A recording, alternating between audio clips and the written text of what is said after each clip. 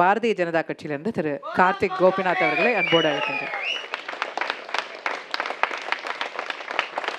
உண்மையிலேயே இங்கே இருக்கக்கூடிய எல்லா ஃபோட்டோவும் நீங்கள் பார்த்துருப்பீங்க. அந்த ஃபோட்டோவில் இருக்கக்கூடிய அனைத்து தலைவருக்கும் நம்பிக்கை நட்சத்திரம் யாருன்னு பார்த்தீங்கன்னா பாரத பிரதமர் நரேந்திர மோடி அவர்கள் தான். இதற்கு காரணம் ரொம்ப எளிதானது. நம்ம லிஸ்ட்லயே இல்லையே அந்த மாதிரி. நரேந்திர மோடி அவர்கள் ஏன் இளைஞர்களின் எழுச்சி நாயகன் நான் சொல்கிறேன். காரணம் என்னென்னா, இங்கேருந்து ஃப்ரான்ஸ் போகிறார். ஃப்ரான்ஸ் போய் அங்கே வந்து நீங்கள்லாம் போட்டுன்னு ஒரு கம்பெனி கேள்விப்பட்டிருப்பீங்க. அதோட கோஃபவுண்டர் ஒரு இந்தியன். அவர் கூட உட்காந்து பார்க்குறாரு, இந்த மனுஷன் தூங்குறதே இல்லையே, எப்படி ஜெட்லாக் இல்லாமல் ட்ராவல் பண்ணுறாரு. ஜெர்மனி போகிறாரு, ஜெர்மனிலேருந்து ஃப்ரான்ஸ் போகிறாரு, ஃப்ரான்ஸ்லேருந்து மால்தீவ்ஸ், இலங்கை, இங்கே சென்னை வந்துட்டு அதுக்கப்புறம் டெல்லி போய் பார்லிமெண்ட்ரி கமிட்டி மீட்டிங் பண்ணுறாரு. இந்த எனர்ஜி யாருக்கு இருக்கும்? இளைஞர்களுக்கு இருக்கும்.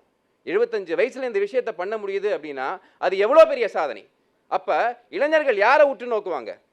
நரேந்திர மோடி போன்ற ஒரு தலைவர். அவர் கையை காட்டக்கூடிய அண்ணாமலையை உற்று பார்ப்பாங்களே தவிர, என் அப்பா பெரிய நடிகர், என் தாத்தா பெரிய நடிகர், இல்லை என் அப்பா பெரிய அரசியல்வாதி, எனக்கு எல்லாமே பிளாட்ஃபார்மில் கொடுத்துருக்காங்க, அதெல்லாம் பாஜகவில் கிடையாது. நீங்கள் வாங்க. அண்ணன் துரைமுருகன் அவர்கள் சூப்பராக பேசினார். அவர் என்ன சொன்னார் அப்படின்னா, தமிழ் தேசியத்தை பேசி நாங்கள் ஓட்டை வாங்கினோம் அப்படின்னார். நான் என்ன சொல்கிறேன், எத்தனை நாளையா கும்மிடி பூண்டிக்குள்ளேயே அரசியல் பண்ணிட்டு இருப்பீங்க? உங்களோட எழுச்சி நாயகன் எப்படி இருக்கணும்? டெல்லியில் போய் உட்கார்ந்து நமக்கு வேண்டிய விஷயத்தை நம்ம அங்கேருந்து ஆர்டர் பண்ணணும். அதற்குண்டான முயற்சி ஏதாவது ஒரு கட்சி எடுத்துருக்குங்களா? ஏதாவது ஒரு கட்சி சொல்லுங்கள். அவர் கை காட்டின அண்ணாமலை அவர்கள் இன்னைக்கு இந்த அளவுக்கு பண்ணியிருக்காரு அப்படின்னா அதற்கு காரணம் என்ன அப்படின்னா அந்த ஒரு குட் ஹார்ட். ஸோ இளைஞர்களுக்கு நான் என்ன சொல்கிறேன்னா, வாங்க, இந்த சிந்தனைக்கு வாங்க. ஏற்கனவே இங்கே நிறைய பேருக்கு மனமாற்றம் வந்துருச்சு. 18% வந்தாச்சு.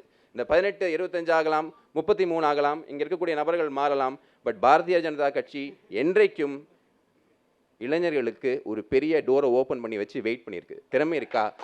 பிரதம மந்திரி ஆகலாம். ஒரு குடும்பத்துக்கு சிங்சா அடிக்க தேவையில்லை, யாருக்கும் கூஜா தூக்க வேண்டிய வேலை இல்லை, திறமையால் உயரலாம் அப்படிங்கிறதுக்கு நரேந்திர மோடி அவர்கள் சிறந்த எடுத்துக்காட்டு. ஆலு ஷானவாஸ் அண்ணன் ரொம்ப சொன்னார், அதாவது பாஜகலாம் ஒரு பொருட்டு இல்லை, இங்கே எதுவும் வராது அப்படின்னு. பாஜகவுக்கு பெரிய எதிர்காலம். நான் என்ன சொல்கிறேன்னா, முதல்ல உங்கள் கட்சியை பாருங்கள். இந்த வேர்ல்டில், அதாவது நம்ம வேர்ல்டில் கவுண்டமணி ஐயா சொல்கிற மாதிரி எங்கேயாவது நீங்கள் பார்த்துருக்கீங்களா? ஏர்போர்ட் மூர்த்தின்னு ஒரு மனுஷன் இருந்தார்.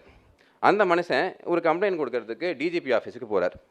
அவரை இவங்க கட்சிக்காரங்க போய் அடிச்சுவிட்டு அவரை தூக்கி உள்ளே போட்டு இப்போ குண்டாஸில் 6 மாதம் உட்காந்துருக்காங்க. இந்த அளவுக்கு தான் இவர் வந்து வழி நடத்திக்கிட்டு இருக்கார். எப்படி மனசு வருது?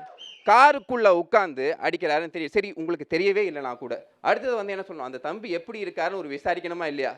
அவன் சதி செய்து விட்டான், இவர் கரெக்டாக வராரு, அண்ணாமலை எடுத்து ஃபோட்டோ போடுறாரு, நியூஸ் போடுறாங்க. என்ன சார் மனசாட்சி இது? என்ன சார் இதெல்லாம் மனிதநேயம்? நான் என்ன கேட்குறேன் அப்படின்னா,